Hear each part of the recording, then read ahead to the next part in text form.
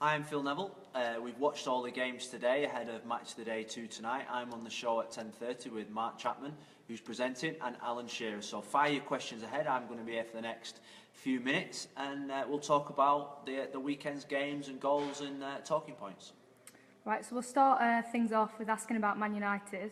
What did you make of today's performance, and have they turned a corner, do you think?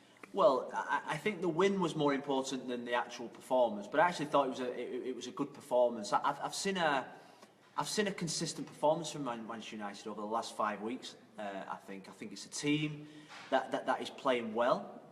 It's a team that's not having much luck. It's a team that's missing chances. It's why that they've obviously drawn a lot of gains. But you know, with my Man United fan hat on, I think, and what I'm seeing a team that's going in the right direction. I actually look forward to watching Manchester United now. I look forward to seeing Mkhitaryan, Ibrahimovic, Pogba, Herrera, Mata, Rashford, Martial. These are players that excite me, and it's been a long time since I've said that. So they're a team that's heading in the right direction. I know that Jose is getting a lot of criticism, but I think it's all been a lot of it's been over the top. But today I saw a good performance and a much-needed win. The win, the 3 points, was more important against a difficult side in Tottenham. We've got quality players. United deserved the win. You say you've got your Man United fan hat on. Neil says, what do you make of United fans booing their own player, Fellaini? How will that make him feel? And what would, if you was a player, how would that have made you feel? Well, it's... United fans are normally very good. I know there was boos for Marwan. Fellaini, and it was purely and simply after what happened last week at Everton. Sometimes you've just got to accept that. I remember Teddy Sheringham getting booed in 1997 after a Monaco game, and he became a club legend after that, scoring the goal in '99 final. Look, it's not nice. There were a lot of supporters that were cheering him as well. Look, at the end of the day, Marwan made the mistake. He's got to recover from that. He's got to get out there and he's got to start putting in better performances and winning over those fans that are obviously not happy with him at this moment in time. And as a player, is that something that you, if it was one of your fellow players being booed, is that something you would acknowledge in the dressing room and kind of say chin up, keep going? Well, I think what happens in the dressing room, they will be supporting Marwan. He'll actually bring the players closer together, in terms of, nobody likes seeing a fellow player, especially somebody that's in your dressing room that's very popular, and Marwan is very popular, being booed, because it hurts. It'll be hurting Marwan Fellaini at this moment in time. But he has probably suffered from that at Manchester United in the past, so he can handle it. He's got the courage. Like I say, he's just getting out there now and putting on a performance that will make Man United fans cheer him on. And a lot of people asking about Mkhitaryan. Sarah says, was Mourinho right to not play him for so long? Did he need time to adapt? And, do you think now, how big a loss will he be for the next couple of games if he is out?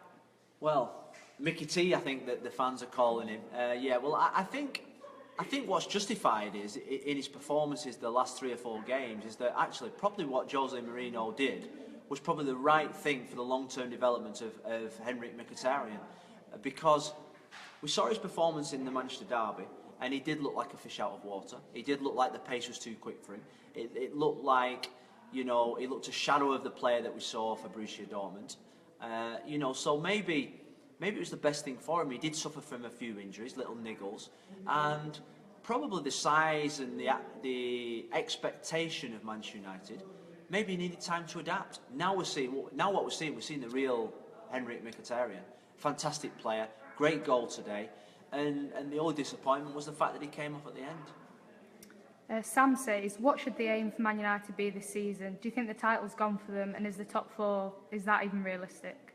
Well, the top 4 is not realistic, unrealistic, sorry. The title, I actually don't see, apart from Chelsea, I don't see that many better teams with the quality that Manchester United has got. I know United are down in 6th, but they win those games that they've drawn and they'd be up into the top 4 and they'd be talked about as title contenders. So there's a long way to go. I'm not writing Man United off in the title. I think they've got a mountain to climb, but I'm not writing them off. I think it's a season where they could easily win a couple of trophies. You look at the Europa League, the FL Cup, the FA Cup. There's still an awful lot to play for, and I think Man United fans are still very confident. Kevin says then, in no particular order then, who do you think will be the top four come the end of the season? Who's that, Kevin? Yeah. Kevin, I've never been a one for making... I hate making predictions this early in the season because you can end up with egg on your face. For me at this moment in time, the favourites for the Premier League are Chelsea. It's the only team that I can see that's got that title-winning determination. So at this moment in time, I think Chelsea will win the league at this moment in time. Apart from that, I think you go from second down to sixth where Manchester United are. I think they're all a much of a muchness, those teams. Any one of them can finish in the top four. Any one of them can win the league. But at the moment, the only team that's standing out is Chelsea for me. Okay, now for some questions for you as a player. Callum asks, who's the scariest teammate you've played alongside? Roy Keane. That was an easy one. Right, Simon says, do you have any funny stories from any of your Christmas do's as a player? Any interesting fancy dress choices? Well, Christmas parties used to be something that everyone was allowed to do. You know, there was not much media attention. Nowadays, it's almost impossible for the lads now to go out and have a Christmas party. So, you know, we used to have fantastic Christmas parties. I remember organising. You know, look, I'm not a party type. I don't drink that much, so I was always well out of it when it was terms of organising. But I did organise lunch one day at the Christmas party, and we went to Harry Ramsden's, and obviously footballers being footballers, they can eat, and we all had fish and chips at Harry's. We all had the Harry's challenge, which is, you know, a fish that big. And afterwards, we'd ate that much that we were all ready to go to bed rather than go out and have a good time and a good drink. So that didn't go down too well. So I'd say that was probably the one where, the only time I ever got involved in one that I organised was all to go to Harry Ramsden's in Manchester, and ended up ruining the Christmas party. Joe says, funnily enough, what was the biggest regret of your playing career? Was it maybe not organising a better Christmas do? The biggest regret probably was at Everton, that we didn't win something at Everton in my time there. It was a time where I thought we had a fantastic bunch of young players. You know, Tim Howard, Seamus Coleman, Jagielka, Lescott, England centre-backs, Leighton Baines, who was young and hungry. Midfield, we had Arteta, Tim Cahill, you know, the Jelavic, who scored some really good goals for us. Pina was in fantastic form. Morales, you know, we had a really good team. Fellaini, who we bought for 15 million from Standard Liège. We had a fantastic young team, and we got to the cup final in 2008-9. I think it was against Chelsea. We didn't win that year, but it was at that time where I thought it was a brilliant team to play in, and that was probably my biggest disappointment, and it will stay with me forever. Talking of Everton, Gordon says, what needs to change at Everton and what should be their aim this season?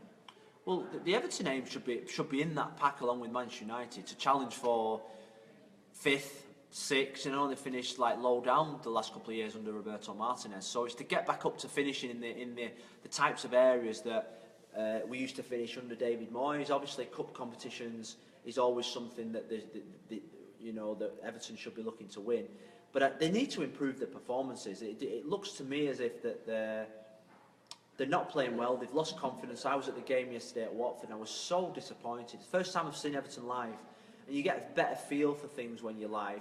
And I saw a team that looked like they lacked a little bit of spirit. Then we'll head over to Liverpool after today. They're 6 points off the top. I mean, the Scariest has taken a lot of stick. Should Klopp stay with him? Should he go back to Mignolet? Is it him? Is it the defence as a whole? Well, look, I don't think there's much to choose between Karius or Mignolet. I think that they're both pretty equal in terms of the qualities that they have.